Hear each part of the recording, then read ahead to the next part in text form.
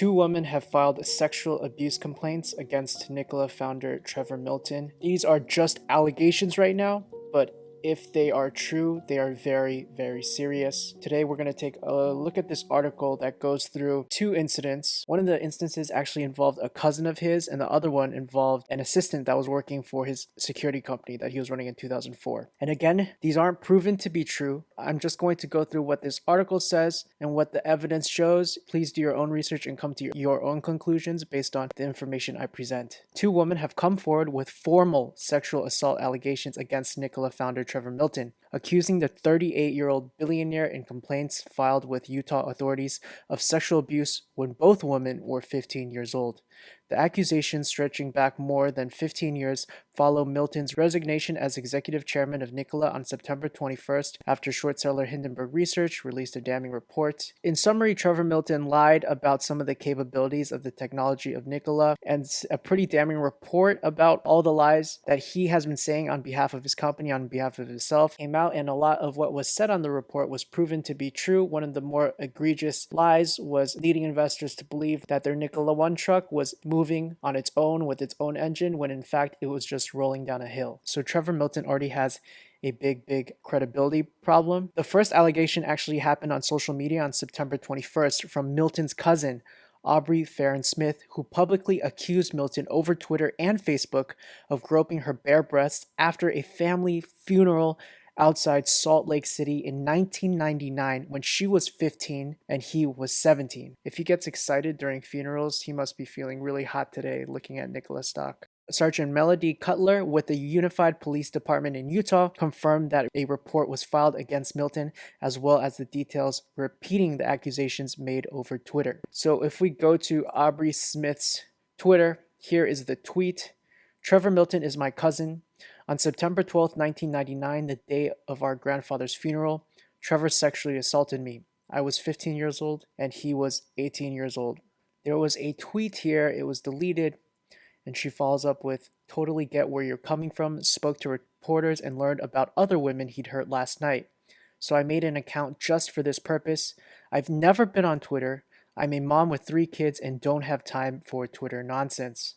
Do you think a mom with 3 kids who's never been on Twitter making accusations that will essentially upend her life, put her whole family under a microscope, and bring tons of stress and probably a years-long legal battle sounds credible? Or the ex-CEO, ex-chairman of the world's best gravity-based car and prolific Twitter publisher of fiction-based facts? I don't know who to believe. What do you think? Not trying to lead you any which way, just asking questions. The second alleged assault, which has not been previously reported, took place in 2004 when Milton was 22 and hired a then 15-year-old girl as an office assistant for a security company he ran in St. George, Utah, according to Craig Johnson, a former prosecutor who was representing both women. And this gets pretty graphic. Basically, the allegation is that he digitally penetrated her, which under Utah law constitutes rape, in addition to forcible sexual abuse. And that's incredibly serious because she is a minor. Mr. Milton strongly denies these false allegations. At no point in his life has Mr. Milton ever engaged in any inappropriate physical contact with anyone, states Brandon Messina, Milton's spokesman. Milton ran several companies before founding Nikola in 2010, including St. George Security and Alarms. The office had a movie room where Milton invited his new assistant one night, the woman said in an interview with CNBC. She said she agreed to stay because he was paying her by the hour. She needed the money and depended on him for a ride home. The now 32-year-old woman, who is a lawyer, said she'd spent the last 16 years trying to forget what happened.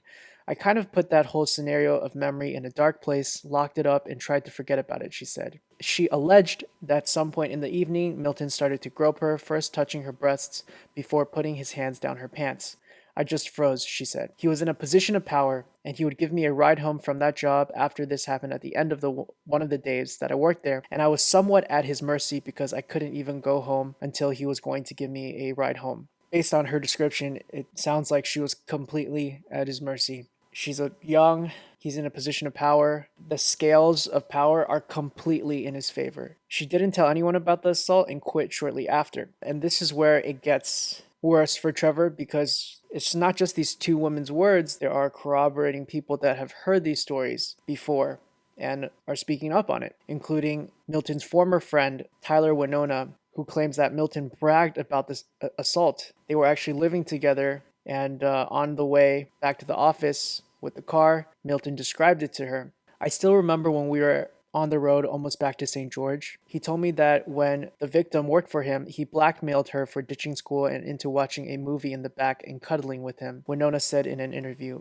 Milton said he took her virginity in the theater room. He told me he fingered her. He kept going, saying, I like young girls and I like virgins because they are naive. Winona said his relationship with Milton soured soon thereafter and the two parted ways on bad terms. He said that the two had a falling out over his then girlfriend and the relationship spiraled from there. Winona said his mother called the police on Milton at some point, and he claimed Milton framed him for the theft of a $1,500 radar detector. This story is just getting worse and worse. A friend of the second accuser, who asked to remain anonymous because she fears retribution from Milton, said she knew he made unwanted advances on her friend. So this is a friend of the second accuser who has said that Milton also romantically pursued her, tried to cuddle with her, kiss her, and eventually invited her to Puerto Rico when she was 16 and he was approaching mid-20s. He even asked her parents' permission to take her, but he made me feel uncomfortable when he started talking about taking bubble baths together in Puerto Rico. She added she ended up not going. That was probably a good call based on his track record. He didn't actually have a bubble bath, but he had a really good Photoshop design of a bubble bath that you could buy shares in, especially if you were a Robinhood investor. Back to Farron Smith, which was his cousin. They were part of a large Mormon family and they ended up watching TV alone in the house. Milton told her he was taking a massage class in school and persuaded her to take her top off for a massage. He then proceeded to undo her bra completely without her consent, and she froze. And that's when he started to touch her in the frontal breast area. And, quote, just didn't compute because I was like, this is a family member. It's a two-way street for Milton. He trusted his brother to be the director of hydrogen. Obviously, he likes to keep it in the family, but we had no idea he would go to this lengths to keep it in the family. This is up. He has the priesthood. He was going on a mission alone, which he loved to talk about. I didn't even think, I just trusted him. The incident shook her up, and she said she told her then best friend, Libby Cannon Miller. Cannon Miller confirms this incident. Quote, she told me when she was out visiting family, she and her cousin, there was a group of them watching a movie, and at some point people left and her cousin asked if he could give her a massage. Then she told me the massage migrated from the back to the front and it happened without her consent. Farron also confided in her mother, who confirmed the same accounts of events to CNBC. She also went to the bishop of the church, Taylor Manning, but Manning didn't respond to CNBC. There's even a Facebook post that Aubrey Farron Smith posted in 2017 when the Me Too movement was starting. She doesn't name Trevor here, but she does talk about the assault. When I was assaulted, I was 15. I didn't want to tell anyone because I figured I should have known better. I was naive. I'd never even kissed anyone. I let it happen. Freezing is a thing, and for a while I told myself it didn't happen. When I confronted him years later and he apologized, he told me that he wouldn't even bother apologizing about it to anyone else, that anyone else would be crazy to even bring it up. He was only apologizing because he was my cousin. It wasn't the first or last time I experienced him gaslighting me, and he's really good at it. I know for a fact that Trevor Milton has gaslit all of us investors about his company, about what they're capable of. So this isn't the first time Trevor Milton has sexually deviant behavior. The incident where he was being allegedly blackmailed by a former friend, that was also because his friend had texts of Trevor allegedly texting one of his friends asking her to sleep with somebody else and he would give her money.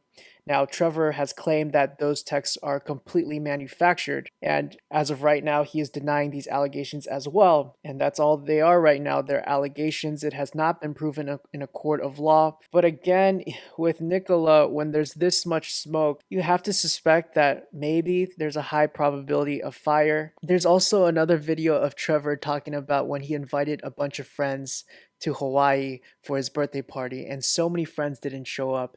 And he stated that's when you know who your real friends are. And even reading this article, there are so many former friends, just like there are going to be so many former employees and former investors.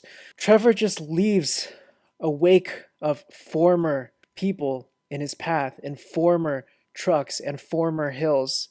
I mean, I don't want to come to the conclusion for you, but there's a pattern. The type of people that have friends for life probably more worthy for your trust than somebody that is seemingly constantly burned by friends. If you keep losing friends and you keep blaming other people as the problems, at some point you have to wonder if you are the problem. Yeah, this is terrible. He's in a lot of trouble. I have no sympathy for him anymore. I'm gonna take this quote from one of my viewers, but he liked to brag that his company was vertically integrated, but I think the only place he will truly be vertically integrated is in jail. That's it for today. Please like if you found this video helpful or informative. This is Green Knight Trading, where Squires become knights. Thank you for watching. I appreciate you, and I'll see you soon. Tell me everything, tell me everything.